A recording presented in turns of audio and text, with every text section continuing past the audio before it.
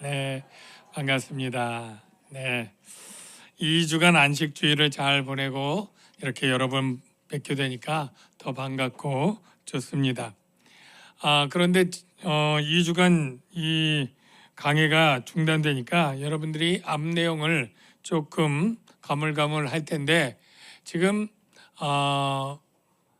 베드로와 요한이 그 성전의 미문에 있는 나면서부터 안진뱅이를 치료한 그러한 일부터 3시간밖에 지나지 않은 그러한 상황입니다. 그래서 그 안진뱅이가 기적적으로 나자 사람들이 막 몰려들었고 솔로몬 행각에서 그렇게 복음을 설교하고 있었는데 이제 오늘 본문에처럼 이 사도들이 잡히게 되는 그러한 사건이 오늘 본문의 진행입니다. 그럼 몇 시간 되지 않은 건데 저희가 3주 만에 이렇게 설교하니까 여러분이 헷갈릴 텐데요. 먼저 오늘 본문을 통해서 베드로의 설교는 예수만이 우리를 구원한 유일한 구원자다 하는 그 말씀을 전하게 되는데요.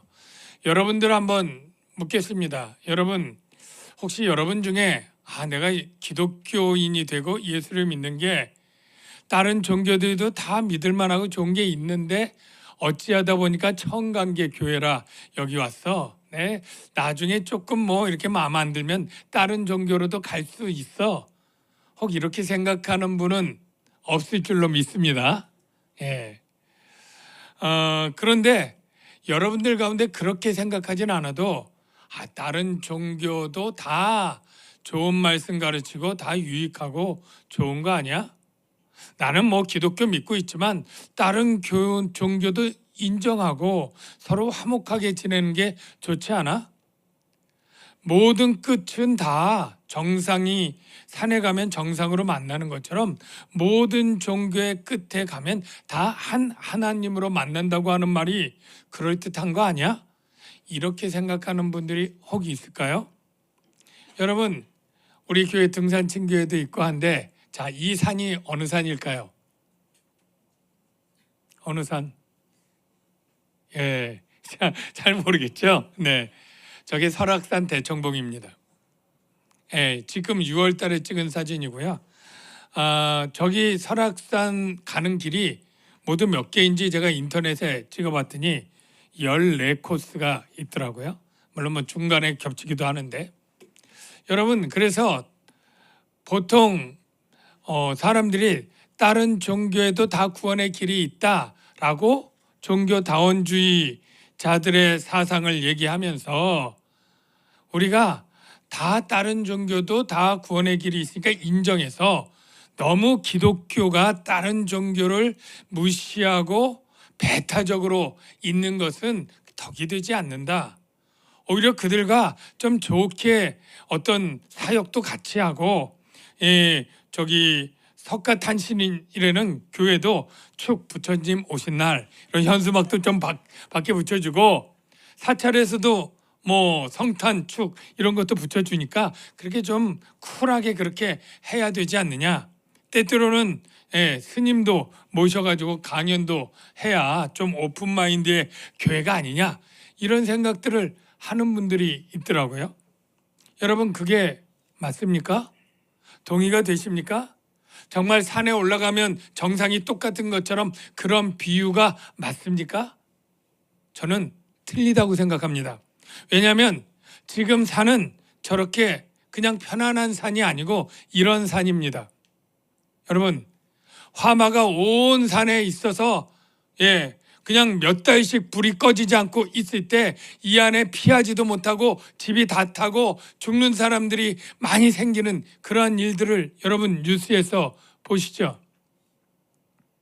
여러분 물론 이 안에 있는 사람들 가운데는 기적적으로 화상을 좀 입었지만 구출을 되고 살아나는 사람들이 있을 거예요. 그러나 우리 인간의 상황은 이보다 훨씬 심각합니다. 모든 사람은 다 죄인이고 하나님의 무서운 진노의 심판 아래 놓여 있습니다. 단 한 명도 이 하나님의 영벌과 불못을 빠져나갈 수 있는 사람은 없습니다. 오직 이 산에서 아까 그 대형 산불이 있는 곳에서 살아날 길은 이 길 저 길 여러 길이 있는 게 아니고, 비유로 하자면 구조 헬기가 와서 그 사다리 타고 올라가는 길 외에는 없는 것처럼 우리에게도 구원의 길은, 하나님의 진노를 피할 수 있는 길은 하나님이 제시한 구원의 길, 단 하나의 길밖에 없는 줄로 믿습니다. 그렇게 믿으시기를 주의 이름으로 축원합니다. 오늘 본문의 상황은 영적 싸움인데요.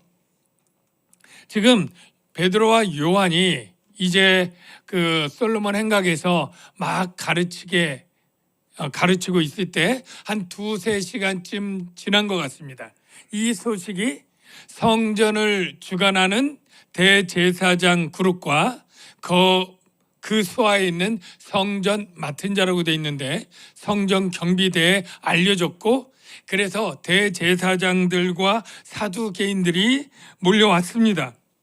그리고 나서 그 사도들에게 다가서 그들을 체포하고 가두었습니다. 이 사도들을 가둔 이유가 뭘까요? 2절에 분명하게 이렇게 기록되어 있습니다. 예수 안에 죽은 자의 부활이 있다고 백성을 가르치고 전함을 가르치기도 하고 선포하기도 하고 이걸 싫어해서 그들을 잡았다, 이렇게 기록되어 있는데요. 예수 안에 죽은 자의 부활이 있다, 이거 진리입니까 거짓입니까? 진리잖아요. 예. 그런데 이들은 이 진리가 싫은 거예요. 왜 싫은지 2가지 이유가 있는데, 첫 번째는 예수 안에 죽은 자의 부활을 인정하는 것은 바로 예수의 부활을 인정해야 되는 것이 필요하고 전제되어야 되는데, 예수의 부활을 인정하면 자신들의 사내들인 공의 재판이 잘못됐다는 것을 인정할 수밖에 없잖아요. 사내들인 공의 첫 재판이 유월절에 예수를 신성 모독 죄인, 네가 하나님의 아들 자칭 그렇게 하는 이 하나님을 모독한 죄인으로 사형으로 죽였잖아요. 그런데 예수가 부활했다는 것은, 부활은 예수 혼자 스스로 힘으로 한 게 아니고 사람이 할 수 있는 게 아니고, 예수의 부활은 오직 누구만이 할 수 있어요? 여호와 하나님. 그러니까 여호와 하나님이 예수를 살렸다는 것은 뭐예요?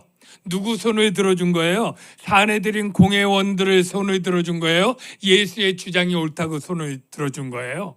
후자죠. 예수가 내가 하나님의 아들이고 내가 하나님이 보낸 그리스도라고 하는 주장이 옳기 때문에 예수가 죽은 자 가운데 하나님이 살리셨다는 게 자연스러운 귀결이잖아요. 그러니까 예수의 부활을 인정하려면 우리의 재판이 잘못됐다, 이거를 인정할 수밖에 없고, 신학적으로 여기 제사장은 사두개파인데요, 유대 종파 중에 가장 큰 2개의 종파가 바리새파와 사두개파, 에세네파와 열심당도 있지만 거기는 소수고, 이 2파가 있는데 전혀 신학적으로 완전히 상반이 된 거예요. 사두개파는 주 2세기에 하스모니안 왕조 때 사독 대제사장의 후계자들을 자처하는 대제사장과 제사장 중심이 된 그룹인데, 그들은 굉장히 정치적이고 현세적이에요. 그러니까 이 현세가 중요하니까 친로마 정부에서 자신의 어떤 명예, 또 재산, 권세 이런 것들에 온통 관심이 있으니까 내세는 없다고 생각해요. 영혼도 없다고 생각해요. 몸이 죽을 때 영혼도 죽는다, 그러니 부활도 없는 거죠. 영도 없고 천사도 없어요. 근데 반대로 바리새파는 그게 다 있다고 생각을 해요. 내세도 있고 영생도 있고 영혼도 있고 하나님, 천군, 천사 다 있다고 생각해요. 그리고 여기는 또 더 율법을 더 확장한 유전, 장로들의 유전을 더 믿는데 사두개인들은 율법만 인정을 해요. 그러니까 사사건건 싸우고 원수처럼 지내는 거예요. 그런데 사두개인들은 부활을 안 믿는데 지금 이 사도들이 부활을 전하니까 자기들이 잘못했다는 걸 찌를 뿐더러 자기 신학 사상과 다르니까 미워할 수밖에 없는 거죠. 그래서 진리가 무엇인지를 따지기 전에 기분부터 나쁘고 자기의 기득권의 손해가 되니까 그들을 미워해서 잡은 건데요. 그들이 진리를 싫어하는 근본적인 이유는 무엇일까요? 바로 세상을 사랑하는 그러한 욕망입니다. 세상을 사랑하는 욕망. 요한이 이 세상은 어떠한 특징이 있는가를 이렇게 요한일서에 기록을 했습니다. 세상이나 세상에 있는 것들을 사랑치 말라. 왜냐하면 누구든지 세상을 사랑하면 아버지의 사랑이 그 안에 있지 아니하니. 반비례예요. 이는 세상에 있는 모든 것이 특징이 뭐예요? 육신의 정욕, 안목의 정욕, 이생의 자랑. 모두 나쁜 것들이죠. 예. 다 아버지께로 온 것이 아니요 세상으로부터 온 것이라 이렇게 얘기를 합니다. 여러분, 이 예수 믿는 사람들이 가장 싫어하는 욕 중에 하나가 바리새인 같아 이런 말일 거예요. 여러분 중에 바리새인 같다라는 말을 듣고 화내지 않을 뿐이 없죠. 왜냐하면 바리새인은 굉장히 외식하고 겉으로만 번지르하고 속으로는 아주 속물이다. 뭐 이러한 욕이 담겨 있는 표현이잖아요. 근데 사실 오늘 본문 보니까 사두개인 같아. 이것도 굉장한 욕 같아요. 근데 더 찔리는 욕이 될 것 같은 생각이 들어요. 왜냐하면 저와 여러분들 기도할 때 보면 우리가 내세도 믿고 부활도 믿고 하지만 거기에 대한 관심은 굉장히 작고 사실 이 세상 먹고 살아가는 일, 당장 돈 문제, 자식 문제, 이 진로 문제, 취업 문제 다 세상살이에만 온통 소망이 있고 기도 제목의 대부분이 그것이고 거기에 따라서 울고 웃고 그러지 않습니까? 오히려 바리새인이 될 위험보다는 사두개인 쪽의 모습을 닮아갈 확률이 훨씬 더 많을 것 같은 생각이 들어요. 물론 우리가 이 세상에 살면 세상의 것들을 바라는 마음들이 있고 그것이 자연스러울 수도 있어요. 그런데 그것은 우선순위의 문제에 있어서 주님이 우리에게 너희는 먼저 그의 나라와 그의 의를 구하라. 우리가 이 세상에 있으나 세상을 사랑치 말라. 그러면 아버지의 사랑이 없다 하는 이 말씀들을 보면 우리가 세상의 것들을 사랑하는 마음이 들어올 때라도 아버지의 사랑과 어긋난다면 그것들을 절제하고 누르고 아버지의 사랑이 내 안에 들어올 수 있도록 그리고 하나님의 나라와 그의 의를 구하는 우리의 삶이 되어야 될 줄로 믿습니다. 어쨌든 이렇게 그들은 체포되어서 감옥에 갇혔고요. 그리고 나서 그 결과를 보고하고 있는데요. 본문에 보면 4장 4절, 3절로 되어 있는데 4절이에요. 말씀을 들은 사람 중에는 믿는 자가 많으니 남자의 수가 약 5천이나 되었더라. 이렇게 되어 있어요. 여러분, 남자의 수가 5천, 여러분 이게 대단한 숫자라고 생각이 되죠. 이 솔로몬 행각에 모일 수 있는 사람이 암만 크게 잡아도 1,000명 이상 그 육성으로 이렇게 전달하기 어려울 텐데 아마 3시간 정도 할 때 1시간 듣고 갔다가 또 다른 사람이 와서 교대로 듣고 또 간 사람이 누군가에게 옆집 사람에게 얘기하고 이렇게 되어서 된 결과라고 추측할 수 있는데 남자만 5천이면 여자도 있고 아이들도 있잖아요. 성전에 남자들이 더 많이 갔다고 생각해서 보아도 한 1만 명이 되는데요. 엄청나게 많은 숫자죠. 이게 베드로의 능력이 아니고 성령의 역사인 줄로 믿습니다. 그러니까 성령이 강력하게 역사를 한 거예요. 베드로는 스피커고 도구예요. 베드로의 입과 그 발성을 통해서 성령의 음성이 수많은 유대인들의 마음속에 들리게 하고 그 마음을 변화시켜서 회개케 하고 구원의 역사가 일어나게 하나님께서 위대한 일을 지금 행하고 계시는 거예요.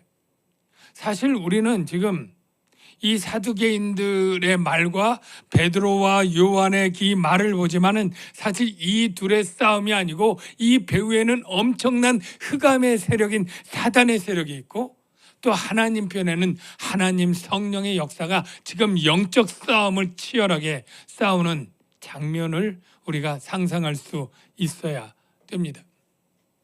근데 이 장면을 보면서 요한복음에서 약간 갸우뚱했던 말씀이 이해가 되더라고요. 여러분, 예수님께서 그런 말을 한 적이 있어요. 나를 믿는 자는 내가 하는 일도 그도 할 것이요 또한 그보다 더 큰 일도 하리리. 이는 내가 아버지께로 감이라. 이런 말씀인데요. 이 말씀 볼 때 암만 그래도 예수님을 믿는 제자들이 어떻게 예수님보다 더 큰 일을 할 수 있어? 조금 과장 같은데? 이런 생각 들지 않았나요? 그런데 사실은 성령, 아버지께로 가면 성령이 오셔서 지금 하는 이 구원 열매를 맺는 사역의 결과를 보면 베드로가 훨씬 큰 그러한 열매를 맺고 있는 것을 통해서 이해가 되더라라는 것이죠. 사실 예수님이 복음을 전했을 때 5천 명이 한꺼번에 믿는 일이 없었어요. 그냥 5천 명이 오병이어 떡과 고기를 먹긴 했지만 5천 명이 회심했다. 이건 없거든요. 그러니까 이 말씀이 이해가 되고요. 일단 이렇게 믿는 자들이 많으니까 어떻게 이들을 제지해야 되는 생각이 왜 안 들었겠어요. 그래서 그 다음 날 산헤드린 공회를 2차로 여는 것입니다. 5절을 한번 볼까요? 이튿날 관리들은 대제사장 가문이에요. 장로들과 원로 증경 대제사장들이에요. 서기관들, 율법사, 주로 바리새인들로 구성이 돼 있어요. 예루살렘에 모였습니다. 산헤드린 공회당 장소가 이렇게 생겼습니다. 여기 보면 가운데 대제사장이 있고 70명의 회원들이 있는데 그들이 좌우에 35명씩 있고 이제 가운데에 이제 베드로와 요한이 이렇게 앉아 있는 저 까만 옷을 입고 서 있는 저런 반달형으로 되어 있어요.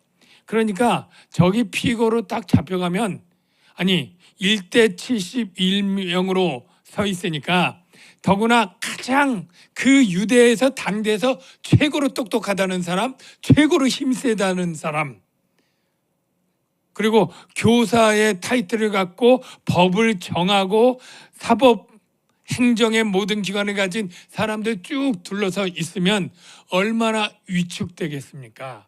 위축되겠어요. 말도 제대로 못할 상황이죠. 더군다나 원래 사두개인하고 바리새인들은 앙숙이에요. 원수라 그랬죠. 신학 사상부터 다르거든요. 그러니까 안건 나오면 서로 분열하거나 서로 논쟁이 돼야 되는데 그날은 딱 마음이 하나가 돼서 동일한 목적으로 베드로와 요한을 아주 압박하는 거예요. 이게 왜 그래요? 영적인 원리가 있는데 사단은 자기들끼리 있으면 분열돼도 이 빛된 예수 그리스도 하나님을 대적할 때는 그들이 힘을 합치는 거예요. 요한계시록에 보면 이 바다에서 나온 짐승, 땅에서 나온 짐승, 10뿔 가진 용이 딱 하나 되어서 예수의 남은 자손을 공격하는 것과 똑같은 거예요. 누가복음 23장에 이런 재밌는 표현이 있어요. 헤롯과 빌라도가 전에는 원수였으나 당일에 서로 친구가 되니라. 어떤 일에? 예수 잡아 죽이는 일에는 친구가 되었다. 예, 똑같은 원리가 나옵니다. 다른 어떤 이단들도 서로 자기네들만 알고 있다가 기독교라고 하는 이 진리 앞에서는 합심해서 교회를 비난하고 배타적이고 독선적이고 우리는 이렇게 화목하게 하는데 혼자 분열을 조장하는 그러한 종교로 매도하고 비난하는 게 영적인 원리가 그때나 지금이나 세상 끝날까지 늘 동일한 거예요. 일단 베드로와 요한을 그렇게 가운데 딱 놓고 신문을 합니다. 신문하는데 어떻게 병을 고쳤느냐? 고친 거는 뭐 신문할 게 없어요. 이미 만천하에 다 드러났잖아요. 기적적인 일이 일어난 걸 부인할 수는 없어요. 예. 이 나면서부터 안진뱅이가 유명 인사잖아요. 거기 성전 다닌 사람 다 알잖아요. 오랫동안 거기서 구걸하면서 안진뱅이였으니까 웬만한 사람 다 알거든요. 근데 그가 일어났다. 그러니까 너 사기친 거지. 원래 걸을 수 있으면서 못 걷는 채 한 거지. 뭐 이렇게 할 근거도 없고 이 기적이 일어난 것은 인정할 수밖에 없는데 어떻게 이 사도들을 감옥에 가두어 놓을까라고 생각하다가 찾아난 음흉한 신문이 바로 다음 질문이에요. 사도들을 가운데 두고 묻되 뭐라고 묻느냐면 너희가 무슨 권세와 누구의 이름으로 이 일을 행하였느냐. 별로 질문이 뭐 이상할 거 없는 것 같은데요. 이게 뭐냐면 혹 그들이 병을 고친 건 인정하는데 거룩한 하나님의 능력과 그 이름으로 고친 것이 아니지. 너희들 이 무속적인 마술적인 아니면 바알세불과 같은 사단의 힘을 빌려서 너 이렇게 기적을 일으킨 거지. 이렇게 그냥 압박해가지고 그렇게 뒤집어 씌우려고 하는 거예요. 그 일이 예수님 시대에 예수님에게도 그대로 이루어졌었더랬습니다. 예수께서 말 못하게 하는 귀신을 쫓아내서 말 못하는 사람이 말하도록 치료한 적이 있습니다. 그러면 사람들이 이 기적을 보고 와, 예수님 대단하다, 정말 하나님의 아들인가 봐, 뭐 이렇게 믿어야 되는데 그 중에 어떤 사람이 뭐라고 말해요? 저기 노란색 문장을 보면 그가 귀신의 왕 바알세불을 힘입어 귀신을 쫓아낸다, 이렇게 모함하지 않습니까? 물론 예수님은 여기에 가만히 있지 않고 변론하기를 너희 말이 내가 바알세불을 힘입어 귀신을 쫓아낸다 하니 만일 사탄이 스스로 분정하면 그 나라가 어떻게 서겠느냐, 말도 안 된다, 이렇게 딱 변론을 따끔하게 하죠. 똑같습니다. 지금 베드로와 요한을 바보 만드는 거예요. 이렇게 70명이 딱 둘러서서 너네 하나님의 능력, 하나님의 권세, 하나님 이름으로 안 한 거지? 사술이고 이게 사단의 힘을 빌려서 한 거지? 그렇지, 그렇다고 대답해. 뭐 이런 분위기에 베드로와 요한이 주눅 들어가지고 얼버무렸으면 아마 그렇게 감옥에 넣었을 거예요. 그런데 웬걸 베드로가 호락호락하지 않습니다. 8절을 보십시오. 이에 베드로가 성령이 충만하여 이르되, 여러분 여기 놀라운 반전이 일어납니다. 베드로 혼자 대답하는 게 아니에요. 지금 이제 베드로의 변론은 베드로의 말 같지만 베드로의 말이 아닙니다. 성령 하나님의 답변인 거예요. 충만하다라는 말은 베드로가 노력해서 충만하게 되는 게 아니에요. 이게 헬라어는 수동태, 능동태가 있다면 수동태예요. 그러니까 성령으로 충만하게 되어지는 거예요. 누가 하는 거예요? 하나님이 성령으로 베드로를 감싸서 가득 차게 그의 모든 능력과 지혜가 성령 하나님의 지혜와 능력으로 말하게 만드시는 거예요. 얼마나 담대하게, 얼마나 지혜롭게 말하도록 하는 거예요. 그래서 이렇게 말합니다. 뭐라고 말해요? 백성의 관리들은 대제사장들이에요. 감히 뭐 항변할 수 없는 최고로 높은 분이에요. 그런데 관리들과 장로들아, 만일 병자에게 행한 착한 일에 대하여, 안진병이를 고친 일이죠, 이 사람이 어떻게 구원을 받았느냐고 오늘 우리에게 질문한다면 아주 또박또박 문제를 파악해서 분석해서 얘기를 하면서 이렇게 말합니다. 너희와 모든 이스라엘 백성들은 알라. 이게 베드로의 핵심 메시지예요. 너희, 사내들인 공회원들, 그리고 모든 이스라엘은 알라. 소크라테스가 내 자신을 알라 했던 것보다 더 위대한 말이에요. 알라. 그리고 알아야 될 내용을 그 다음 긴 문장으로 표현하는데, 너희가 십자가에 못 박고 하나님이 죽은 자 가운데서 살리신 나사렛 예수 그리스도의 이름으로 이 사람이 건강하게 되어 너희 앞에 섰느니라. 간단하게 누구 이름으로 고쳤냐? 그러면 예수 그리스도의 이름으로 이렇게 대답하면 되는 거잖아요. 원래는 간단하게 대답할 수 있지만 성령으로 말미암아 그들에게 복음의 핵심 메시지를 지금 증거하는 것입니다. 이 복음의 핵심 메시지 중에 첫 번째가 뭐냐면 예수가 십자가에 못 박혀 죽은 거죠. 여러분, 베드로의 증언에 복음의 요소들이 있는데, 첫째는 메시아의 죽음이에요. 이 죽음을 조금 부연 설명하면, 시편에 건축자의 버린 돌이 집 모퉁이의 머릿돌이 되었나니 이는 여호와께서 행하신 것이요 우리 눈에 기이하도다, 이런 말씀을 베드로가 인용했는데, 사실 이 건축자의 버린 돌이 무슨 의미인지를 예수님이 먼저 공생애 때 누가복음 20장에 있는 포도원 농부의 비유를 통해서 해석을 해 준 적이 이미 있습니다. 여러분, 포도원 농부의 비유를 간단히 얘기하면, 포도원 주인이 포도원 짓고 농부들을 고용해서 소출이 나오면 세를 받는 식으로, 소작농이죠. 그렇게 계약을 맺었는데 소출이 났는데도 세를 안 바치는 거예요. 종들을 3명이나 보냈는데 계속 능욕하고 때리고 안 바쳐요. 그래서 그럼 마지막으로 내 아들을 보내면 바치겠지 하고 보냈더니 그 농부들의 반응이 저 말씀이에요. 농부들이 그를 보고 서로 의논하여 이르되, 야, 이는 상속자니 아예 죽이자. 그 유산을 우리의 것으로 만들자 하고 포도원 밖에 내쫓아 죽였다.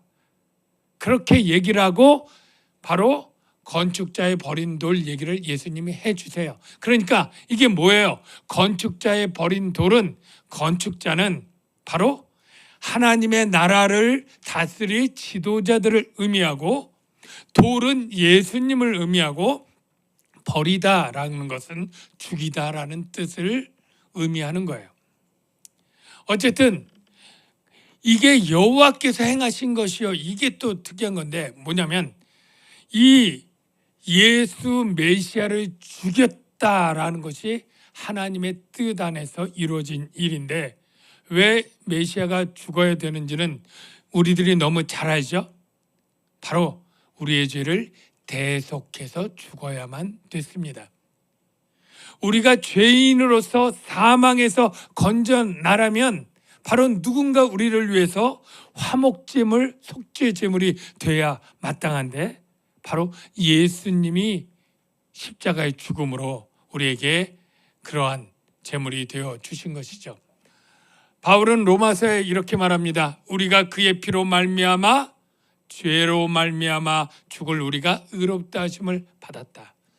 더욱 그로 말미암아 진노하심, 하나님의 진노를 피할 수 없는 우리가 구원을 받게 되었다. 우리가 원수 되었을 때 하나님과 원수 돼서 버텨낼 재간이 있는 사람이 있겠습니까? 하나님과 원수로 싸워서 이길 수 있는 사람이 있겠습니까? 다 100점 100패 완전히 멸절당해야 되는데, 그의 아들의 죽으심으로 화목하게 되었은즉, 이게 구원이죠.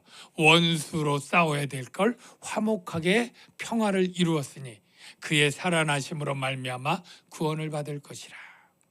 그래서 지금 이 베드로의 설교 중에 메시아가 십자가에 죽었다, 바로 우리의 대속이 이루어졌다를 얘기하고요. 그래서 예수가 뭐다? 그리스도다. 여러분, 예수 그리스도가 하나의 이름이 아니에요. 예수가 이름이고 그리스도는 그가 사명자로서 한 직임에 해당이 됩니다. 예수가 그리스도다. 그래서 다른 이로서는 구원을 받을 수 없나니 천하 사람 중에 구원을 받을 만한 다른 이름을 우리에게 주신 일이 없다. 이 이야기가 나오는 거예요. 이 말씀은 예수님이 공생애 때 하신 이 말씀과 같은 것이죠. 예수께서 이르시되 내가 곧 길이요 진리요 생명이니 나로 말미암지 않고는 아버지께로 올 자가 없느니라. 사랑하는 성도 여러분, 베드로가 이스라엘 사람과 지도자들에게 했던 알라고 했던 그 알라의 명령을 우리도 받아야 될 줄로 믿습니다. 우리도 알아야 됩니다. 뭐를요? 예수님이 대속의 죽음을 죽고 우리를 구원하신 유일한 구원자 그리스도라는 사실을 여러분 그렇게 아십니까? 여러분 그렇게 믿으십니까? 혹시 아직도 믿음이 부족하고 그걸 어떻게 믿을 수 있어? 그것이 정말로 확실한 거야, 증거가 필요해 라고 한다면 지난주에도 말씀했지만 이 구절을 보십시오. 알지 못하던 시대에는, 그래서 믿지 못하던 시대에는 하나님이 간과하셨거니와. 언제까지요? 예수가 죽음에서 부활하기 전까지. 이제는 어디든지 사람에게 명하사 회개하라 하셨으니, 회개하고 예수를 믿으라 알라 하셨으니, 왜? 이제 그를 죽은 자 가운데 다시 살리신 것으로 모든 사람에게 믿고 알만한 증거를 주셨습니다. 여러분, 예수님이 부활하셨습니다. 증인도 있고 증거도 있고 목격자도 많습니다. 예수님이 부활했다는 것은 바로 하나님이 그를 그리스도로 인정했다는 것이고, 예수님의 부활이 우리가 예수를 그리스도로 믿을 만한 증거요, 알 만한 증거다라고 성경이 말하고 있습니다. 그렇기 때문에 우리는 다른 종교를 인정하고 다른 종교에도 착하고 훌륭한 사람도 많고 그 사상도 도덕적 윤리적으로 탁월한 사상도 많다는 것을 인정합니다. 그럼에도 불구하고 우리는 배타적으로 독선적으로 기독교가 유일한 구원의 종교고 예수만이 유일한 구원자라는 이 주장을 우리는 조금도 굴하지 않고 타협하지 않고 양보하지 않아야 될 줄로 믿습니다. 왜냐하면 아무 길이나 가도 정상으로 올라간다고 하는 것이 아니고, 그 길은 지금 화염 속에서 불타고 있는 길이기 때문에 정말로 사랑한다면 나도 자유가 있고 당신도 자유가 있고 당신도 생각이 있고 당신도 원하는 게 있을 테니 당신 마음대로 가시오 라고 하는 것은 그를 죽음에 내버려 두는 방치하는 죄이기 때문이에요. 나도 자유가 있어 라고 하고 독약통을 들고 독약을 먹으려고 하는 사람이 있다면 여러분들은 그 사람의 자유를 존중해서, 그래 당신도 선택할 권리가 있으니까 그 독약 드시오, 그렇게 말하는 것이 말이 되겠습니까? 사랑이겠습니까? 우리가 유일한 구원자가 예수라는 걸 분명히 아는데, 그래 다른 종교에도 잘 믿으면 좋은 결과가 있을 것이요, 다른 종교에도 뭐 구원받을 수 있는 길도 있을 것 같소 라고 점잖게 신사적으로 말하는 것이 그것이 옳겠습니까?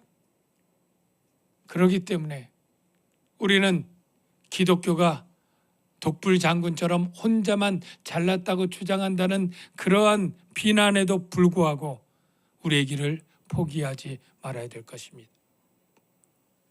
기도하겠습니다. 하나님,